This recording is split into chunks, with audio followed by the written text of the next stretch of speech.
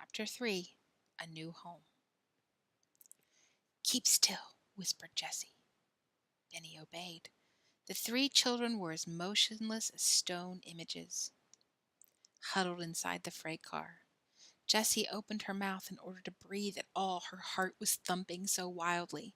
She watched like a cat through the open door in the direction of the rustling noise. And in the moment, the trembling bushes parted, and out crawled the dog. He was an Airedale, and he was pulling himself along on three legs, whimpering softly. I'll show you an Airedale.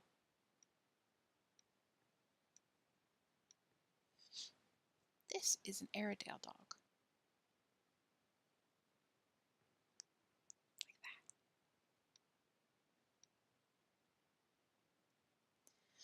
Jessie drew a long breath of relief and said to the children, "It's all right, only a dog, but he seems to be hurt." At the sound of her voice, the dog lifted his eyes and wagged his tail feebly. He held up his front foot. "Poor doggie," murmured Jess soothingly as she clambered out of the car. "Let Jessie see your poor lame foot." She approached the dog carefully, for she remembered that her mother had always told her never to touch a strange dog unless he wagged his tail. But this dog's tail was wagging, certainly, so Jessie bent over without fear to look at his paw. An exclamation of pity escaped her when she saw it. Oh, for the stiff, sharp thorn had been driven completely through one of the cushions of the dog's foot, and around it blood had dried. "I guess I can fix that," said Jessie briskly, "but taking the thorn out is going to hurt you, old fellow."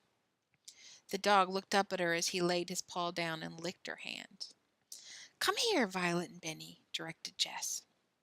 She took the animal gently in her lap and turned him on his side. She patted his head and stroked his nose with one finger and offered him the rest of her bread crust, which she had put in her apron pocket. The dog snapped it up as if he were nearly starved. Then she held the soft paw firmly with her left hand and pulled steadily on the thorn with her right hand. The dog did not utter a sound. He lay motionless in her lap until the thorn suddenly let go and lay in Jess's hand. "Good, good," cried Violet. "Wet my handkerchief," Jessie ordered briskly. Violet did so, dipping it in the running brook. Jessie wrapped the cool, wet folds around the hot paw and gently squeezed it against the wound, the dog meanwhile trying to lick her hand. "We'll surprise Henry, won't we?" laughed Benny delightedly. "Now we got a dog." "To be sure," said Jessie, struck with the thought. "But that isn't what I intended for a surprise. I was intending to get a lot of blueberries and maybe find some old dishes or a dump or something." "Can't we look while you hold the dog?" asked Violet anxiously. "Of course you can, pet," said Jessie. "Look over there by those rocks." Benny and Violet scrambled through the underbrush to the place Jessie pointed out and investigated. But they did not hunt long, for the blueberries were so thick that the bushes almost bent over with their weight.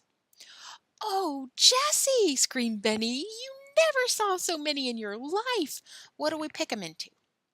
"Come and get a clean towel," said Jessie, who noticed that Benny was already picking into his own mouth. But that's just as well, she thought, because he won't get so hungry waiting for the milk.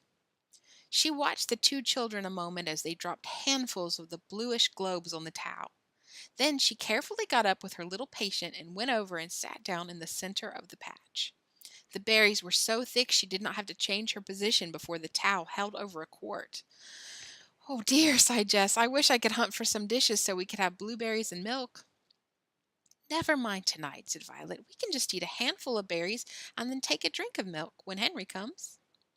But it was even better than that, for when Henry came he had 2 bottles of milk under one arm, a huge loaf of brown bread under the other, and some golden cheese and wax paper in his pocket. But you should have seen Henry stare when he saw what Jessie was holding. "Where in the world?" began the boy. "He came to us," volunteered Benny. "He came for a surprise for you, and he's a nice doggie." Henry knelt down to look at the visitor, who wagged his tail. "It wouldn't be a bad thing to have a watchdog," said Henry. "I worried about you all the time I was gone."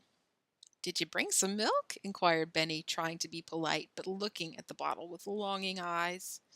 Bless his heart, said Jessie, struggling to her feet with the dog. We'll have dinner right away. Or is it supper? Call it supper, suggested Henry, for it's the last thing we'll have to eat today. And then tomorrow we'll start having 3 meals every day, laughed Jessie. It was certainly a queer meal, whatever it was. Jessie, who liked above all things to be orderly, spread out the big gray laundry bag on the pine needles for a tablecloth. The brown loaf was cut by a very excited little hostess into 5 thick squares, the cheese into 4. Dogs don't eat cheese, remarked Benny cheerfully. The poor little fellow was glad of it, too, for he was very hungry. He could hardly wait for Jessie to set the milk bottle in the center of the table and heap the blueberries in 4 little mounds, one at each plate. Where did our blueberries go? There they are. Move them to the top. I'm sorry we haven't cups, Jessie remarked. We'll just have to drink out of the same bottle. No, we won't, said Henry. We'll drink half of each bottle, so that will make at least 2 things to drink out of. Good for you, Henry, said Jessie, much relieved. You and Benny use one, and Violet and I will use the other. So the meal began. Look, Benny, directed Henry. Eat a handful of blueberries, then take a bite of brown bread, then a nibble of cheese, now a drink of milk. It's good, mumbled Benny to himself all through the meal. You must not imagine that the poor wandering dog was neglected, for Jess fed him gently as he lay in her lap, poking morsels of bread into his mouth and pouring milk into her own ham for him to lap up.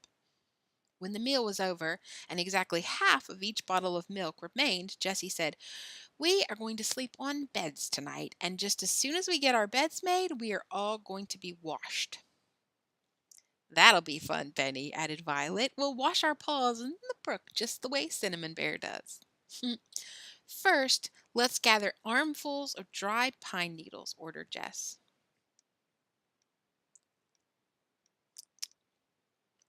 Get those on top that have been laying in the sunshine.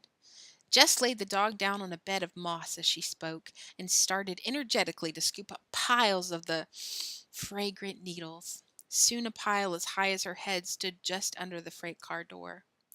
I think we have enough, she said at last. Taking the scissors from Violet's work bag, she cut the laundry bag carefully into 2 pieces, saving the cord for a clothesline. One of the big squares was laid across Benny's hay and tucked under. That was the softest bed of all. Violet's apron and her own she cut off at the belt. I'll sleep next to Benny, said Henry, with my head up by the door, then I can hear what's going on. A big pile of pine needles was loaded into the freight car for Henry's bed and covered with the other half of the laundry bag. The remainder of the needles Jessie piled into the farthest corner of the car for Violet and herself. We'll all sleep on one side so we can call it the bedroom. What'll be the other side? Inquired Benny. The other room? Repeated Jess. Let me think. I guess that'll be the sitting room and perhaps some of the time the kitchen.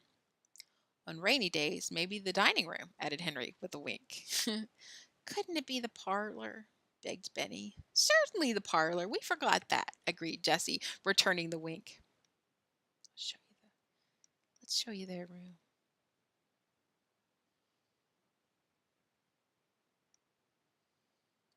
There it is. Can you see that they're making their beds?